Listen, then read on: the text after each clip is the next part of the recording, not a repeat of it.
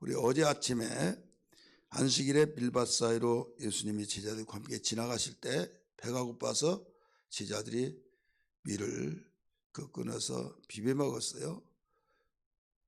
얼마나 배가 고팠으면 그랬을까 우리 생각을 해보면서, 그런데 그것을 알게 되었던 바리새인들이 와서 당신의 제자들이 안식일에 밀을 끊어 비벼 먹었는데 왜 나무래지도 않고 그러느냐 하면서 안식일 논쟁거리가 생긴 거예요. 그래서 예수님이 안식일에 대해서 가르쳐 주신 말씀을 어제 아침에 들었습니다. 오늘 이 아침에는 이어서 우리 이 내용은 마가복음에도 누가복음에도 함께 나오는 병행구질 세 복음서가 다 가르쳐 주고 있습니다.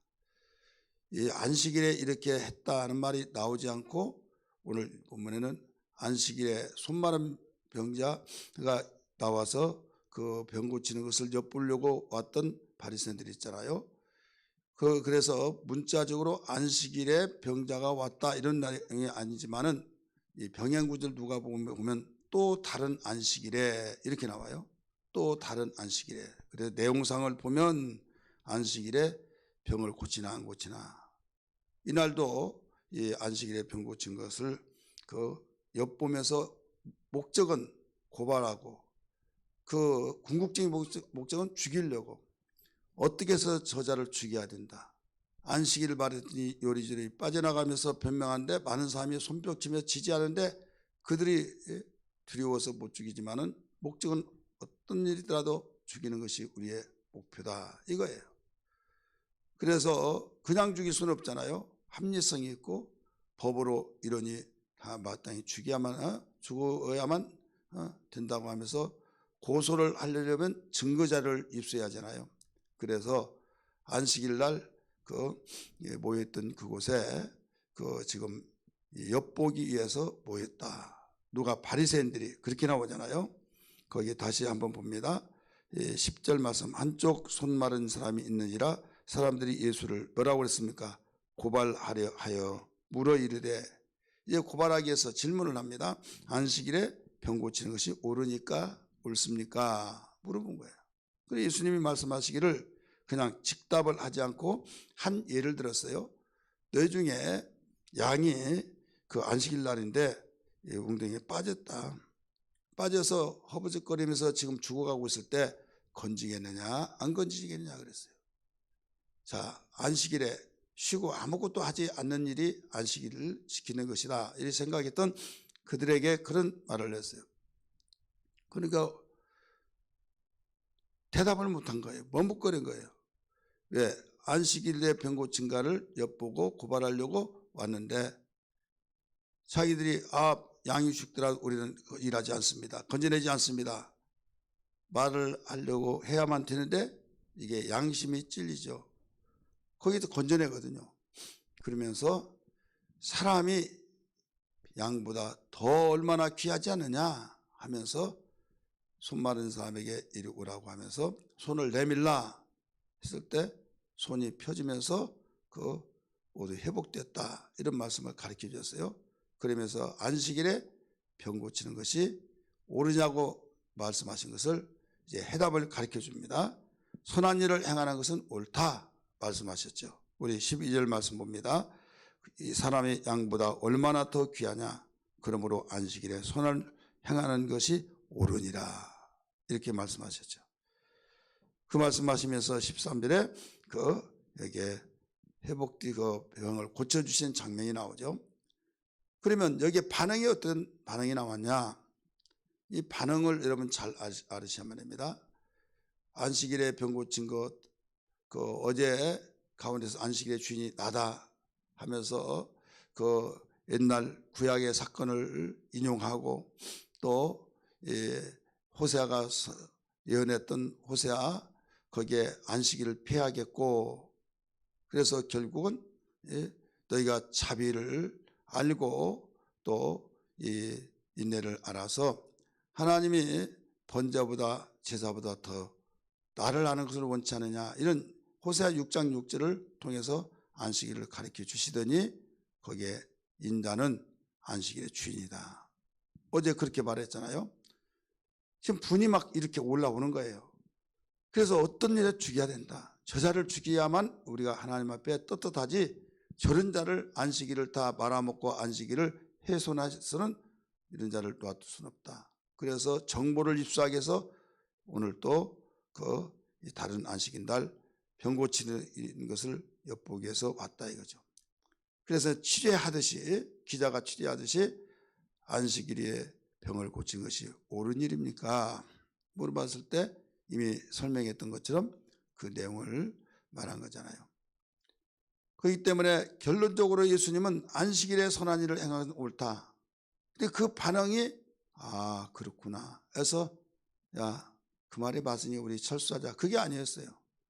오히려 그들은 결론을 내리고 이건 옳지 않다 하면서 아무리 설명을 하고 아무리 설득을 해서 그냥 옳다 직답으로 하지 않았어요. 너희 중에 안식일에 양이 웅덩이에 빠져서 죽어가고 있는데 건져내겠냐 안 건져내겠느냐? 그러면 건져내거든요. 근데 사람은 양보다 더 중요한데 왜 안 고치겠느냐? 그러면 돌이킬 만도 하잖아요. 깨달아졌기 때문에 자기들이 아무리 고발을 하고 또 취재를 내서 증거를 삼으려고 왔지만은 야 말 들어보니까 그 말이 맞던데 우리 가자. 아, 죄송합니다. 사실은 고발하려고 오는 이 정보를 입수하려고 증거자료 가지기 위해서 왔습니다 하면서 그렇게 하고 돌아가야 하는 것이 합당하고 맞는 거 아닙니까?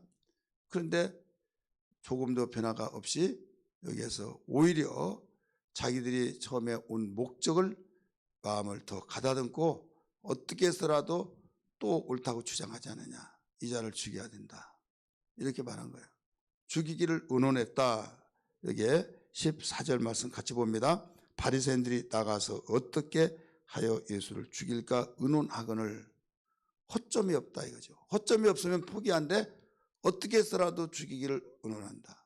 근데 누가복음의 말씀 보면 재미있는 것이 뭐냐면 헤롯 땅에 가서 이 이야기를 하면서 좀 힘을 보태달라, 헤롯 땅과 함께 의논을 같이 한 것을 볼 수가 있어요. 오늘 본문에 나오는 그 마태, 마가, 누가 3복음이 다 나오는데 누가복음에서는 그렇게 나옵니다.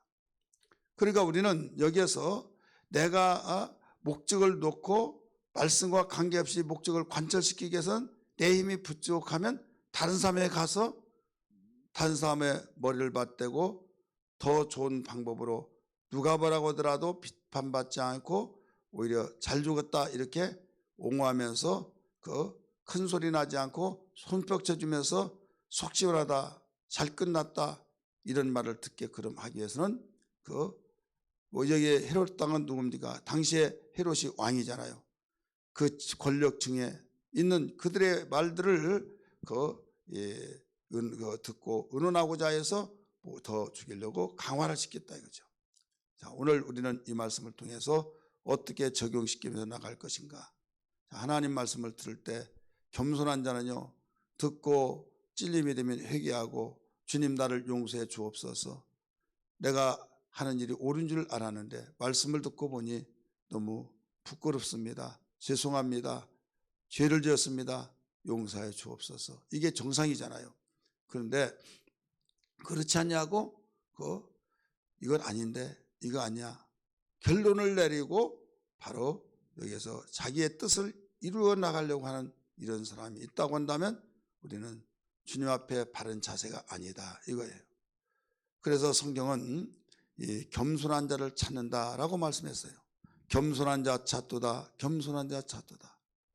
여러분 우리가 엊그제 하나님 우리 새벽에 들었던 마태복음 11장에 있는 말씀 속에서 예수님이 기도하면서 이런 말씀을 가르쳤어요. 기도하면서 가르친 것이 아버지여 감사옵나이다. 세상에 지혜 있는 자에게는 감추시고 어린아이에게는 모든 것을 드러내게 하신 것을 알게 하신 걸 감사합니다. 이것이 하나님의 뜻입니다. 옳소이다. 이것이 하나님의 뜻입니다. 이렇게 기록하고 있다는 것을 기억하신 분, 들으신 분 아실 거예요. 자, 세상에 지혜 있는 자, 그들에게는 하나님의 뜻이 감춰지고 어린아이에게는 나타내 주셨다. 이것이 하나님의 뜻이라고 그랬어요. 그래서 감사하다고 그랬어요. 그러면 여기서 세상에 지혜 있는 사람은 더 알아야 하잖아요. 근데 왜 감춰집니까? 이것은 하나님의 말씀을 들려지고 생명이 되어진 것은 세상 지혜로 된 것이 아니라는 거예요. 어린아이와 같이 겸손한 것, 순진하고 단순하고 겸손을 말하고 있는 거거든요. 어린아이에게는 나타내 주셨다. 이것이 하나님의 뜻이다.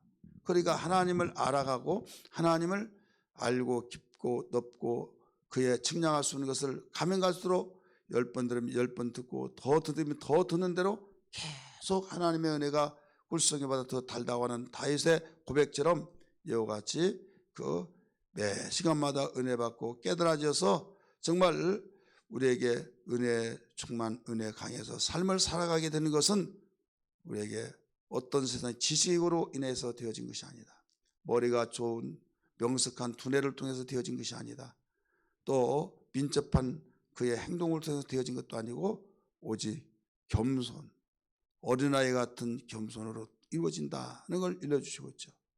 그렇기 때문에 성경은 교만을 굉장히 강조하면서 깨있으라 하면서 교만을 무섭게 다루고 있죠. 패망의 선봉이다. 망해가는데 총알바지로 앞장서고 가는 것이라는 거예요. 이게 교만이란 거예요. 교만은 무지한 자로서 어떤 망할 길로 가고 있다는 거죠. 근데 겸손은 존경의 앞잡이, 존귀하게 되는 사람의 선봉자가 된다는 거죠. 그러면서 겸손한 자에게는 은혜를 주시고 교만한 자는 대적하시고 물리치시고, 그러니까 겸손한 자는 은혜를 위에 은혜를 계속 주지만은 교만하지 않고 교만한 자는 오히려 대적하고 물리치니, 하나님이 물리치니 누가 그걸 안위하고 하나님의 말씀을 하나님께 가까이 올 수 있겠습니까?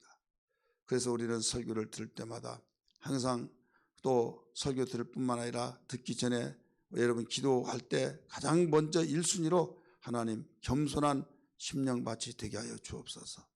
겸손할 때만이 내가 살 길이요, 겸손할 때만이 해답을 나에게 깨닫고 얻을 수 있는 계기요, 겸손은 살 길이지만 교만은 망할 수밖에 없사오니 내 평생에 겸손으로 살게 해달라고 기도해야 될 줄 믿습니다. 그래서 여기에 헤롯 당까지 찾아가서 예수를 죽이려고 하는 자기들의 목적을 조금도 굽히지 않고 그렇게 예수님이 직접 말씀하셨음에도 불구하고 설명을 하면서까지 그들에게 안식일에 병 고친 것이 옳으냐고 물어봤을 때 자세하게 설명을 해주더라도 변화될 줄 모르고 받아들일 줄 모르고 거부하면서 오히려 자기들의 생각이 옳다고 주장하는, 이것은 어떤 누구도 말릴 수가 없다. 왜? 하나님은 우리 인간을 로봇으로 만들지 않고 인격적인 존재로 만들었기 때문입니다. 그러므로 오늘 이 말씀을 붙들고 주님, 내 평생에 오늘도 겸손으로 허리를 동이면서 주님 의지하며 말씀 의지하며 살게 하여 주옵소서. 이런 기도하기를 주의 이름으로 축원합니다.